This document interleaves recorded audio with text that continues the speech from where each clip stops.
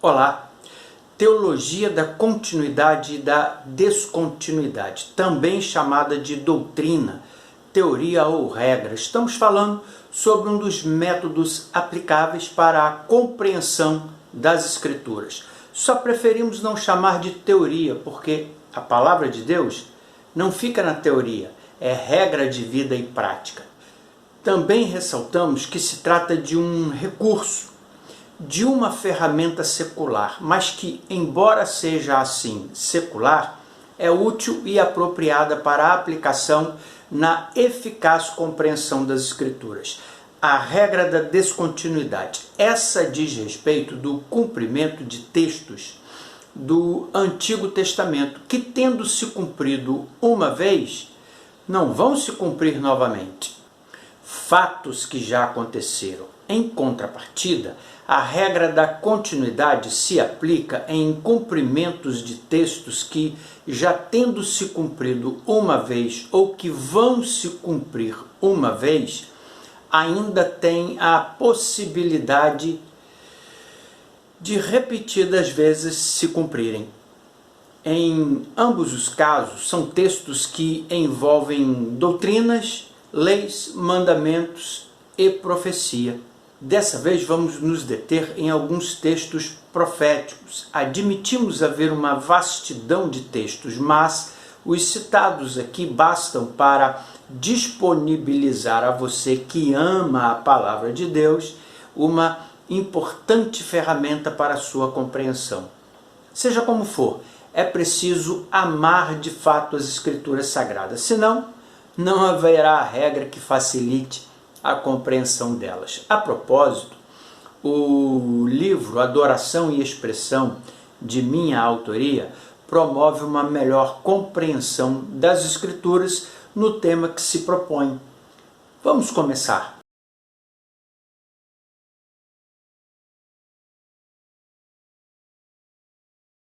Um fato atualíssimo que se tem acelerado nos últimos tempos são as epidemias. Na verdade, o texto que encontramos no Evangelho de Lucas, capítulo 21, verso 11, é um pacote completo, com terremotos, epidemias e fomes. Os menos crédulos sempre vão dizer que são ocorrências milenares. Sim, esses até têm razão. Nos dias do profeta Elias, já havia a ocorrência de terremoto. Nos dias de Amós, se fala em terremoto. Houve fome nos dias de Eliseu. Mas essa é a ideia transmitida pela regra da continuidade. Fatos, ocorrências que vão se repetindo ao longo das décadas e dos milênios, e com os veículos de informação que temos hoje, podemos perceber o quão numerosas ocorrências têm se aumentado. Haverá grandes terremotos, epidemias e fome em vários lugares, coisas espantosas e também grandes sinais dos céus. O profeta Amós tem uma fala profética de amplas possibilidades de ocorrência e de sentido. Há inclusive um tom de ironia nesse texto de Amós, capítulo 8, verso 11. Eis que vem dias, diz o Senhor Deus, em que enviarei fome sobre a terra, não de pão, nem sede de água, mas de ouvir as palavras do Senhor.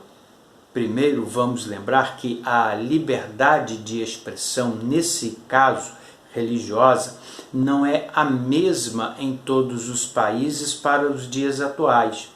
Então, para alguns países, essa fala profética já vem se cumprindo desde longa data ou desde sempre. É a regra da continuidade. Quanto a nós, a mensagem das Escrituras tem sido propagada com tamanha facilidade e de muitas maneiras, como através da música, de peças teatrais e das diversas mídias. O que precisamos pôr atenção para saber é se as vidas têm sido saciadas de fome e de sede da palavra de Deus. Pois que, ironicamente, como dissemos, essa tamanha facilidade de propagar a palavra de Deus pode estar dando margens também para um evangelho corrompido, de misturas sem separação do santo do profano. Esse evangelho não mata a fome, esse evangelho não mata a sede. Se for esse o caso, a palavra de Amós já se cumpre em plena intensidade quando diz: andarão de mar a mar e do norte até ao oriente, correrão por toda parte procurando a palavra do Senhor e não a acharão. É claro que o cumprimento linear da profecia de Amós também apresenta picos de cumprimentos mais intensos. E mais, esse texto profético se cumpriu em um determinado ponto específico da história de Israel, quando foi invadido pelos assírios em 722 a.C. Como Deus fez falta para eles naqueles dias.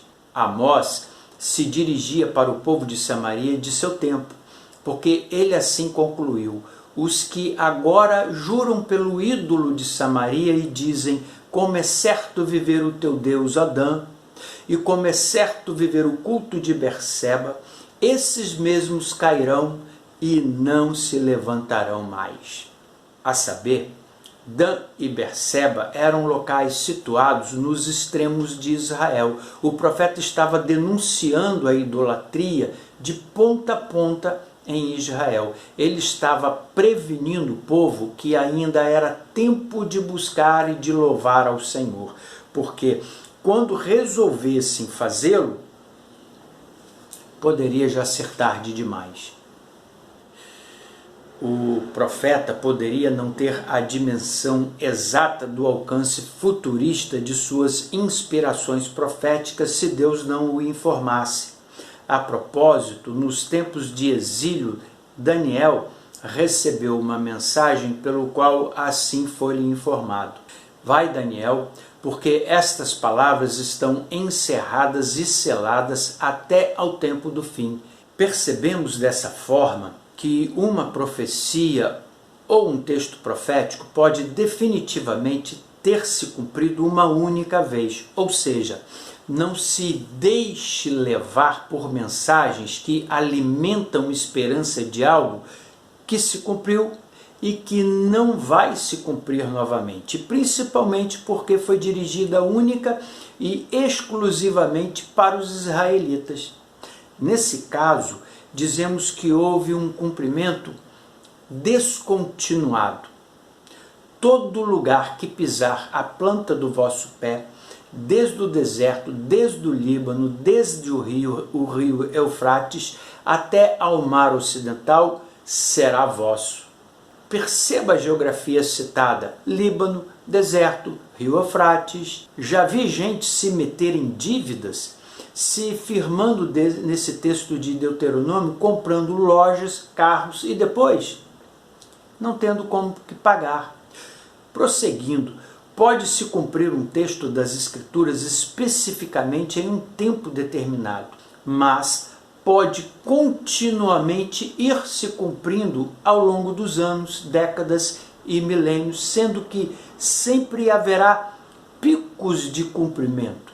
Exemplo: a profecia do profeta Joel: e acontecerá depois que derramarei o meu espírito sobre toda a carne, vossos filhos e vossas filhas profetizarão, vossos velhos sonharão e os vossos jovens terão visões.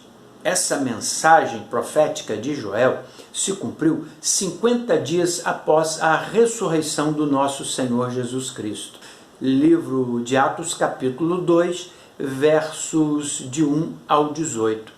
Nós que muitas vezes chamamos de avivamento, baseando o termo possivelmente no texto de outro profeta, Abacuque, quando esse diz: aviva a tua obra, ó Senhor, no decorrer dos anos, e no decurso dos anos faze-a conhecida. Na tua ira, lembra-te da misericórdia. Esse chamado avivamento são alguns picos de movimentos espirituais nos nossos dias relacionados à profecia de Joel e à oração de Abacuque. O fato é que há uma enorme expectativa entre os cristãos atuais de que novamente essa profecia de Joel se cumpra nos nossos dias, em toda a sua plenitude. Essa expectativa corre o risco de forçar situações cujo pretexto é engrandecer o nome de algum líder religioso com a exaltação única e exclusivista de sua denominação. Deus apenas é ser secundário que deve atender por obrigação as petições ali feitas. Daí que podemos incluir o alerta profético de nosso Senhor Jesus para todos os tempos. Podemos entender que o alerta do Senhor se aplica continuamente na história da humanidade. Acautelai-vos dos falsos profetas que se apresentam disfarçados em ovelhas, mas por dentro são lobos roubadores. Muitos naqueles dias hão de dizer-me: Senhor, Senhor, porventura não temos nós profetizado? Em teu nome não expelimos demônios? E em teu nome não fizemos muitos milagres? Então lhes direi explicitamente: nunca vos conheci, apartai-vos de mim, os que praticais a iniquidade. Que seja assim, saibamos sempre discernir o santo do profano, para que não caiamos nas armadilhas de tantos movimentos existentes chamados de avivamento, mas que são destituídos de verdade da palavra de Deus e que glorificam homens e denominações com o pseudônimo de igreja. Fique atento para que a promessa de vida eterna não lhe seja jamais descontinuada. Não a ponha em risco jamais. Com a permissão de Deus, até o próximo vídeo da segunda parte desse assunto. Que o pão de cada dia lhe tenha sido antecipado hoje. Até!